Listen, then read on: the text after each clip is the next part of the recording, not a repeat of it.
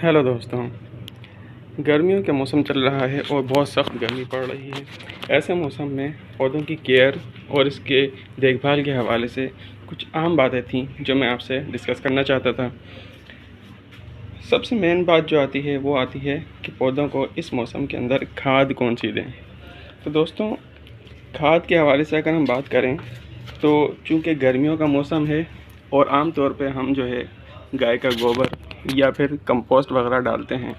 तो गाय का गोबर अगर ताज़ा हो या खुश्क हो तब भी गर्म होता है, और अगर इसको कंपोस्ट बना लिया जाए, डिकम्पोज कर लिया जाए और इसमें से जो गैसेस हैं एक्स्ट्रा वो निकाल दी जाएं, तब भी एक किस्म की गर्मी इसके अंदर बाकी रहती है।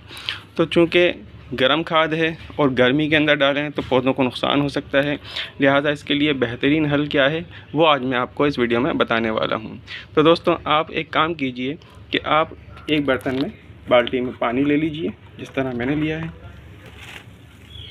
आप देख रहे हैं कि ये गोबर का टुकड़ा है। आप इस गोबर के टुकड़े को इस पानी के अंदर डाल दीजिए। 1 लीटर है तो ये एक टुकड़ा भी काफ़ी है, लेकिन मेरे पास चूँकि पौधे ज़्यादा हैं तो मैंने इसमें तकरीबन 5 लीटर पानी लिया है और मैं उसी हिसाब से इसको इसमें डालूँगा।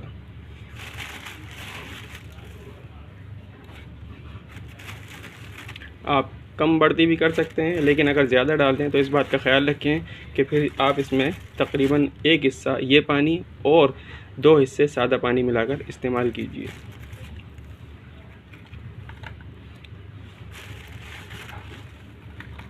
तो दोस्तों, ये हमने इसके अंदर डाल दिया है।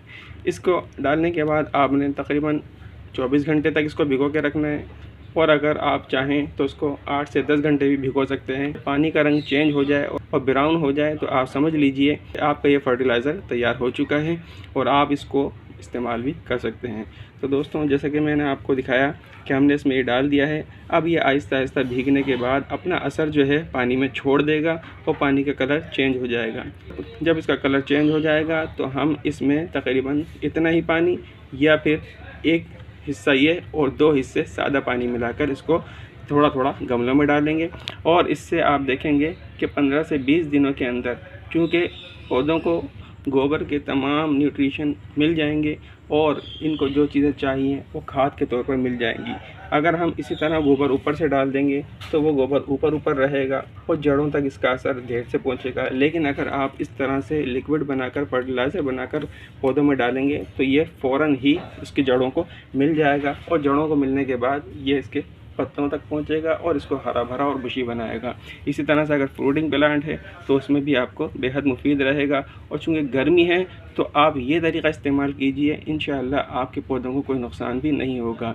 मैंने 1-2 पौधों में इस तरह गोबर वगैरह की खाद डाल कर देखा था, तो उसके अंदर ये हुआ कि 2-4 दिन के बाद 1-2 पौधे मुरझा गए। तो मैं समझ गया कि जनाब ये इसका रिएक्शन हुआ है, गर्मी और पौधों की गर्म खाद डालने की वजह से इस पर नुकसान उठाना पड़ा।